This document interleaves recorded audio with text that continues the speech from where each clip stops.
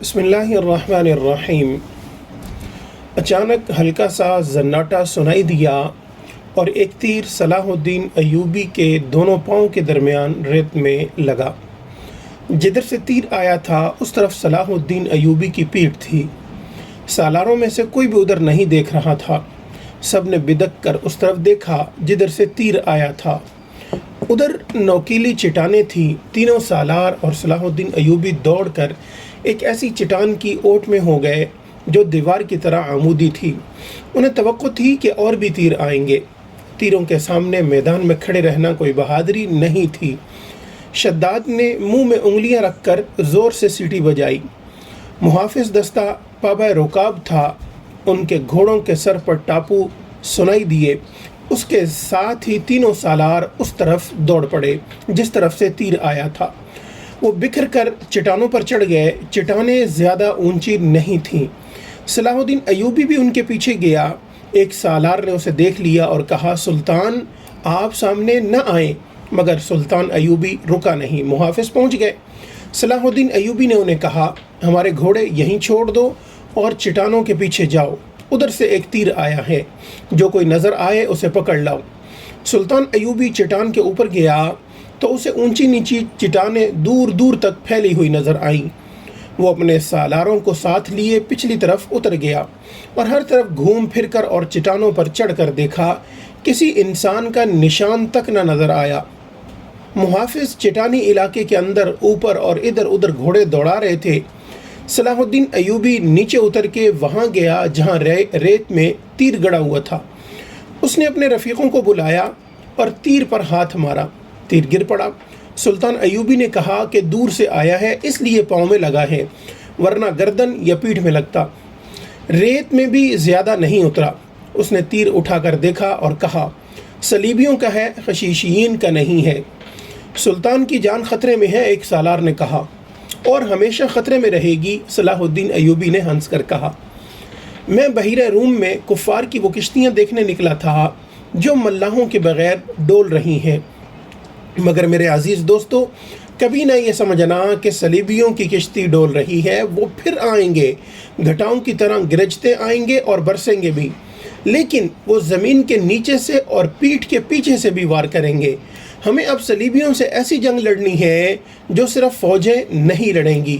میں جنگی تربیت میں ایک اضافہ کر رہا ہوں۔ یہ فن حرب و ضرب کا نیا باب ہے۔ اسے جاسوسوں کی جنگ کہتے ہیں۔ سلطان ایوبی تیر ہاتھ میں لیے گھوڑے پر سوار ہو گیا اور اپنے کیمپ کی طرف چل پڑا۔ اس کے سالار بھی گھوڑوں پر سوار ہو گئے۔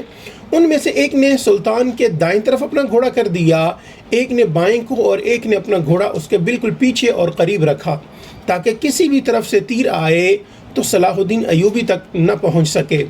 صلاح الدین ایوبی نے اس تیر پر ذرا سی بھی پریشانی کا اظہار نہ کیا جو کسی نے اسے قتل کرنے کے لیے چلایا تھا۔ اپنے رفیق سالاروں کو اپنے خیمے میں بٹھائے ہوئے وہ بتا رہا تھا کہ جاسوس اور شب خون مارنے والے دستے کس قدر نقصان کرتے ہیں۔ وہ کہہ رہا تھا، میں علی بن سفیان کو ایک ہدایت دے چکا ہوں، لیکن اس پر عمل درآمد نہیں ہو سکا کیونکہ فوراً ہی مجھے اس حملے کی خبر ملی اور عمل درآمد دھرا رہ گیا۔ تم سب فوری طور پر یوں کرو کہ اپنے سپاہیوں اور ان کے عہدیداروں میں سے ایسے افراد منتخب کرو جو دماغی اور جسمانی لحاظ سے مضبوط اور صحت مند ہوں، باریک بین، دور اندیش، قوت فیصلہ رکھنے والے جانباز قسم کے آدمی چنو۔ میں نے علی کو ایسے آدمیوں کی جو صفات بتائی تھیں وہ سب سن لو۔ ان میں اونٹ کی مانند زیادہ سے زیادہ دن بھوک اور پیاس برداشت کرنے کی قوت ہو، چیتے کی طرح جھپٹنا جانتے ہوں، عقاب کی طرح ان کی نظریں تیز ہوں، خرگوش اور ہرن کی طرح دوڑ سکتے ہوں، مسلح دشمن سے ہتھیار کے بغیر لڑ سکیں، ان میں شراب اور کسی دوسری نشہ آور چیز کی عادت نہ ہو، کسی لالچ میں نہ آئیں، عورت کتنی ہی حسین مل جائے اور زر و جواہرات کے انبار ان کے قدموں میں لگا دیے جائیں، وہ نظر اپنے فرض پر رکھیں، اپنے دوستوں اور ان کے کمانداروں کو خاص طور پر ذہن نشین کرا دیں کہ عیسائی بڑی ہی خوبصورت اور جوان لڑکیوں کو جاسوسی کے لیے اور فوج میں بے اطمینانی پھیلانے کے لیے اور عسکریوں کو جذبے کے لحاظ سے بیکار کرنے کے لیے استعمال کر رہے ہیں۔ میں نے مسلمانوں میں یہ کمزوری دیکھی ہے کہ عورت کے آگے ہتھیار ڈال دیتے ہیں۔ میں مسلمان عورت کو ان مقاصد کے لیے دشمن کے علاقے میں کبھی نہیں بھیجوں گا۔ ہم عصمتوں کے محافظ ہیں، عصمت کو ہتھیار نہیں بنائیں گے۔ علی بن سفیان نے چند ایک لڑکیاں رکھی ہوئی ہیں، لیکن وہ مسلمان نہیں اور وہ عیسائی بھی نہیں، مگر میں عورت کا قائل نہیں۔ محافظ دستے کا کمانڈر خیمے میں آیا اور اطلاع دی کہ محافظ کچھ لڑکیوں اور آدمیوں کو ساتھ لائے ہیں۔ سلطان ایوبی باہر نکلا، اس کے تینوں سالار بھی ساتھ تھے۔ باہر 5 آدمی کھڑے تھے جن کے لمبے چوغے دستاریں اور ڈیل ڈول بتا رہی تھی کہ تاجر ہیں اور سفر میں ہیں۔ ان کے ساتھ 7 لڑکیاں تھیں، 7 جوان تھیں اور ایک سے ایک بڑھ کر خوبصورت۔ ان محافظوں میں سے ایک نے، جو سلطان پر تیر چلانے والے کی تلاش میں گئے تھے، بتایا کہ انہوں نے تمام علاقہ چھان مارا، انہیں کوئی آدمی نظر نہیں آیا۔ دور پیچھے گئے تو یہ لوگ 3 اونٹوں کے ساتھ ڈیرا ڈالے ہوئے تھے۔ کیا ان کی تلاشی لی ہے؟ ایک سالار نے پوچھا۔ لی ہے، محافظ نے جواب دیا۔ یہ کہتے ہیں کہ تاجر ہیں، ان کا سارا سامان کھلوا کر دیکھا ہے، جامع تلاشی بھی لی ہے۔ ان کے پاس ان خنجروں کے سوا اور کوئی ہتھیار نہیں ہے۔ اس نے 5 خنجر سلطان ایوبی کے قدموں میں رکھ دیے۔ ہم مراکش کے تاجر ہیں، ایک تاجر نے کہا۔ سکندریہ تک جائیں گے۔ 2 روز گزرے، ہمارا قیام یہاں سے 10 کوس پیچھے تھا۔ پرسوں شام یہ لڑکی ہمارے پاس آئیں، ان کے کپڑے بھیگے ہوئے تھے۔ انہوں نے بتایا کہ یہ سسلی کی رہنے والی ہیں۔ انہیں عیسائی فوج کا ایک کماندار گھروں سے پکڑ کر ساتھ لے آیا اور ایک بحری جہاز میں جا سوار کیا۔ ان کے ماں باپ غریب ہیں۔ یہ کہتی ہیں کہ بے شمار جہاز اور کشتیاں چل پڑیں۔ لڑکیوں والے جہاز میں چند اور کماندار قسم کے آدمی تھے اور ان کے ساتھ فوج بھی تھی۔ وہ سب ان لڑکیوں کے ساتھ شراب پی کر عیش و عشرت کرتے رہے۔ اس ساحل کے قریب آئے تو جہازوں پر آگ کے گولے گرنے لگے۔ تمام لوگ جہازوں سے سمندر میں کودنے لگے۔ ان لڑکیوں کو انہوں نے ایک کشتی میں بٹھا کر جہاز سے سمندر میں اتار دیا۔ یہ بتاتی ہیں کہ انہیں کشتی چلانی نہیں آتی تھی۔ کشتی سمندر میں ڈولتی اور بھٹکتی رہی۔ پھر ایک روز خود ہی ساحل سے آ لگی۔ ہمارا قیام ساحل کے ساتھ تھا، یہ ہمارے پاس آ گئیں۔ بہت ہی بری حالت میں تھیں۔ ہم نے انہیں پناہ میں لے لیا۔ انہیں ہم دھتکار تو نہیں سکتے تھے، ہمیں کچھ سمجھ نہیں آ رہی تھی کہ ان کا کیا کریں۔ پچھلے پڑاؤ سے یہاں تک انہیں ساتھ لائے ہیں۔ یہ سوار آ گئے اور ہمارے سامان کی تلاشی لینے لگے۔ ہم نے ان سے تلاشی کی وجہ پوچھی تو انہوں نے بتایا کہ صلاح الدین امیر مصر کا حکم ہے۔ ہم نے ان کی منت سماجت کی کہ ہمیں اپنے سلطان کے حضور لے چلو۔ ہم عرض کریں گے کہ ان لڑکیوں کو اپنی پناہ میں لے لے، ہم سفر میں ہیں، انہیں کہاں کہاں لیے پھریں گے۔ لڑکیوں سے پوچھا تو وہ سسلی کی زبان بول رہی تھیں۔ وہ ڈری ڈری سی لگتی تھیں۔ ان میں سے 2-3 اکٹھی ہی بولنے لگیں۔ صلاح الدین ایوبی نے تاجروں سے پوچھا کہ ان کی زبان کون سمجھتا ہے؟ ایک نے بتایا کہ صرف میں سمجھتا ہوں۔ یہ التجا کر رہی ہیں کہ سلطان انہیں پناہ میں لے لے۔ کہتی ہیں کہ ہم تاجروں کے قافلے کے ساتھ نہیں جائیں گی، کہیں ایسا نہ ہو کہ راستے میں ڈاکو ہمیں اٹھا کر لے جائیں۔ ادھر جنگ بھی ہو رہی ہے، ہر طرف عیسائیوں اور مسلمانوں کے سپاہی بھاگتے دوڑتے پھر رہے ہیں۔ ہمیں سپاہیوں سے بہت ڈر آتا ہے۔ ہمیں جب گھروں سے اٹھایا گیا تھا تو ہم سب کمواری تھیں۔ ان فوجیوں نے بحری جہاز میں ہمیں طوائفیں بنائے رکھا ہے۔ ایک لڑکی نے کچھ کہا تو اس کی زبان جاننے والے تاجر نے سلطان ایوبی سے کہا، یہ کہتی ہیں کہ ہمیں مسلمانوں کے بادشاہ تک پہنچا دو، ہو سکتا ہے کہ اس کے دل میں رحم آ جائے۔ ایک اور لڑکی بول پڑی، اس کی آواز رندھیائی ہوئی تھی۔ تاجر نے کہا، یہ کہتی ہیں کہ ہمیں عیسائی سپاہیوں کے حوالے نہ کیا جائے، میں مسلمان ہو جاؤں گی بشرطیہ کہ کوئی اچھی حیثیت والا مسلمان میرے ساتھ شادی کر لے۔ 2-3 لڑکیاں پیچھے کھڑی منہ چھپانے کی کوشش کر رہی تھیں۔ ان کے چہروں پر گھبراہٹ تھی، بات کرتے شرماتی یا ڈرتی تھیں۔ صلاح الدین ایوبی نے تاجر سے کہا کہ انہیں کہو کہ یہ عیسائیوں کے پاس نہیں جانا چاہتی، ہم انہیں اسلام قبول کرنے پر مجبور نہیں کر سکتے۔ یہ لڑکی جو کہہ رہی ہے کہ مسلمان ہو جائے گی بشرطیہ کہ کوئی مسلمان اس کے ساتھ شادی کر لے، اس سے کہو کہ میں اس کی پیشکش قبول نہیں کر سکتا، کیونکہ یہ خوف اور مجبوری کے عالم میں اسلام قبول کرنا چاہتی ہے۔ انہیں بتاؤ کہ انہیں مجھ پر اعتماد ہے تو میں انہیں اسلام کی بیٹیوں کی طرح پناہ میں لیتا ہوں۔ اپنے دارالحکومت میں جا کر یہ انتظام کر دوں گا کہ انہیں عیسائی راہبوں یا کسی پادری کے پاس بھجوا دوں گا۔ پادری یروشلم میں ہوں گے۔ دوسری صورت یہ ہے کہ جب عیسائی قیدیوں کو آزاد کیا جائے گا تو میں کوشش کروں گا کہ ان کی شادیاں قابل اعتماد اور اچھی حیثیت کے قیدیوں کے ساتھ کر دوں۔ انہیں یہ بھی بتا دو کہ کسی مسلمان کو ان سے ملنے کی اجازت نہیں ہوگی اور نہ انہیں اجازت ہوگی کہ کسی مسلمان سے ملیں۔ ان کی ضروریات اور عزت کا خیال رکھا جائے گا۔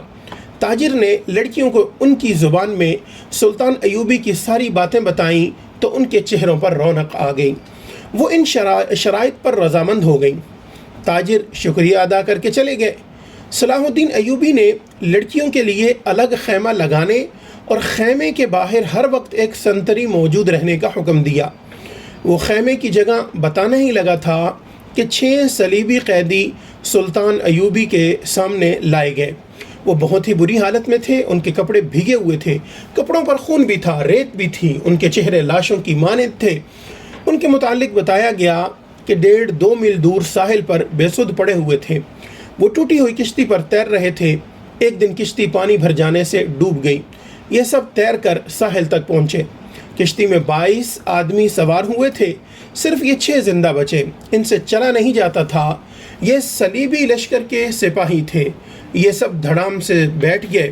ان میں سے ایک چہرے مہرے سے لگتا تھا کہ معمولی سپاہی نہیں ہے۔ وہ کرا رہا تھا، اس کے کپڑوں پر خون کا ایک دھبا بھی نہیں تھا، مگر زخمیوں سے زیادہ تکلیف میں معلوم ہوتا تھا۔ اس نے 7 لڑکیوں کو غور سے دیکھا اور پھر کراہنے لگا۔ یہ صلاح الدین ایوبی کا حکم تھا کہ ہر ایک قیدی اسے دکھایا جائے۔ چونکہ قیدی ابھی تک سمندر سے بچ کر نکل رہے تھے، اس لیے ہر ایک قیدی سلطان ایوبی کے سامنے لایا جاتا تھا۔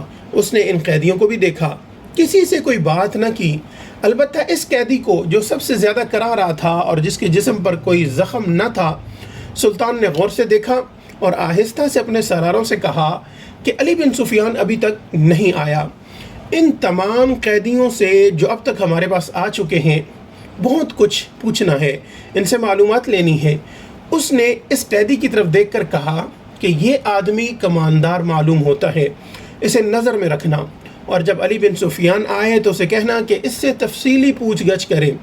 معلوم ہوتا ہے اسے اندر کی چوٹیں آئی ہیں، شاید پسلیاں ٹوٹی ہوئی ہیں۔ انہیں فوراً زخمی قیدیوں کے خیمے میں پہنچا دو، انہیں کھلاؤ پلاؤ اور ان کی مرہم پٹی کرو۔ قیدیوں کو اس طرف لے جایا گیا جس طرف زخمی قیدیوں کے خیمے تھے۔ لڑکیاں انہیں جاتا دیکھتی رہیں، پھر ان لڑکیوں کو بھی لے گئے۔ فوج کے خیموں سے تھوڑی دور لڑکیوں کے لیے خیمہ نصب کیا جا رہا تھا۔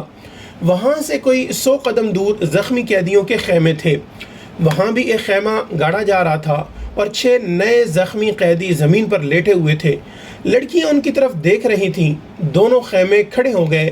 لڑکیاں اپنے خیمے میں چلی گئیں اور زخمیوں کو ان کے اپنے خیمے میں لے گئے۔ ایک سنتری لڑکیوں کے خیمے کے باہر کھڑا ہو گیا۔ لڑکیوں کے لیے کھانا آ گیا جو انہوں نے کھا لیا۔ پھر ایک لڑکی خیمے سے نکل کر اس خیمے کی طرف دیکھنے لگی جس میں نئے 6 زخمی قیدیوں کو لے گئے تھے۔ اس کے چہرے پر اب گھبراہٹ اور خوف کا کوئی تاثر نہیں تھا۔ سنتری نے اسے دیکھا اور اس نے سنتری کو دیکھا۔ لڑکی نے مسکرا کر اشارہ کیا کہ وہ زخمیوں کے خیمے کی طرف جانا چاہتی ہے۔ سنتری نے سر ہلا کر اسے روک دیا۔ لڑکیوں کو خیمے سے دور جانے یا کسی سے ملنے کی اجازت نہیں تھی۔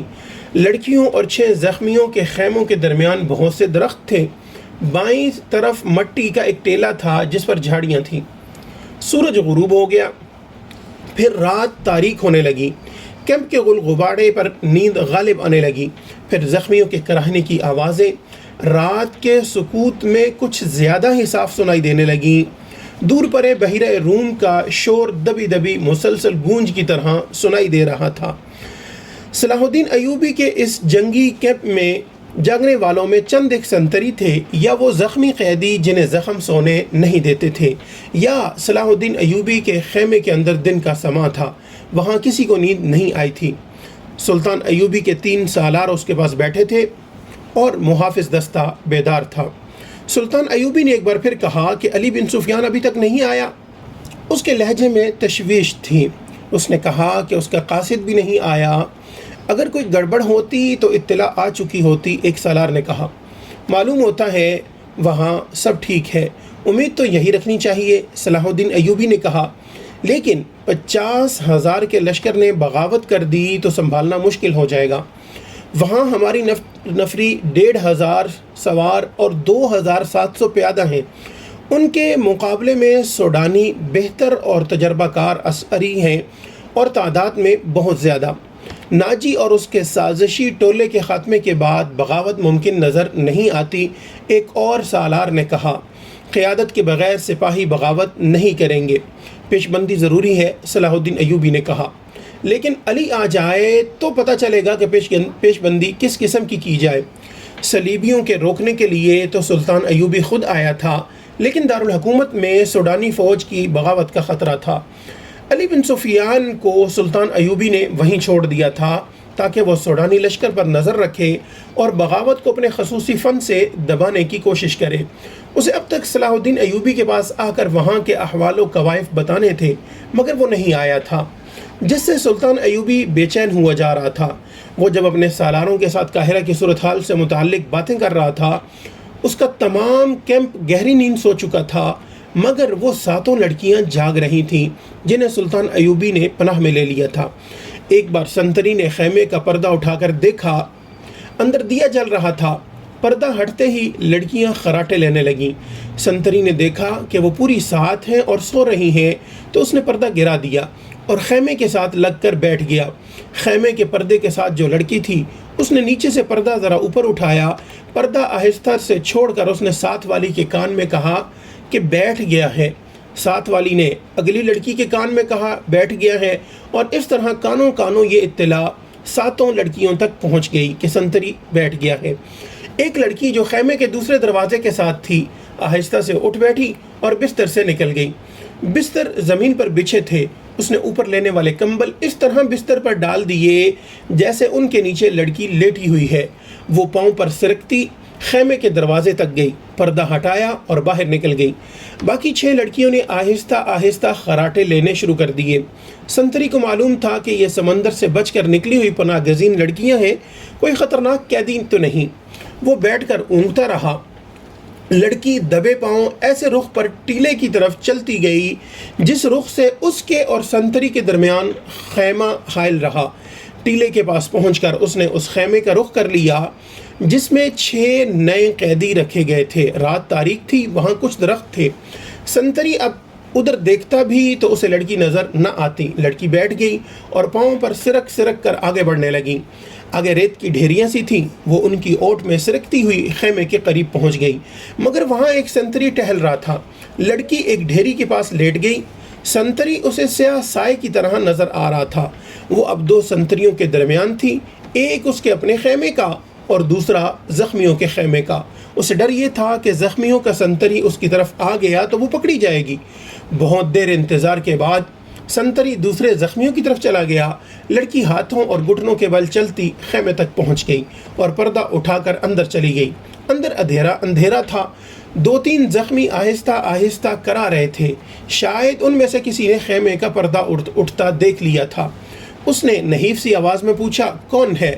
لڑکی نے منہ سے شی کی لمبی آواز نکالی اور سرگوشی میں پوچھا کہ رابن کہاں ہے؟ اسے جواب ملا، ادھر سے تیسرا۔ لڑکی نے تیسرے آدمی کے پاؤں ہلائے تو آواز آئی، کون ہے؟ لڑکی نے جواب دیا، موبی۔ رابن اٹھ بیٹھا، ہاتھ لمبا کر کے لڑکی کو بازو سے پکڑا اور اسے اپنے بستر میں گھسیٹ لیا۔ اسے اپنے پاس لٹا کر اوپر کمبل ڈال دیا، بولا، سنتری نہ آ جائے، میرے ساتھ لگی رہو۔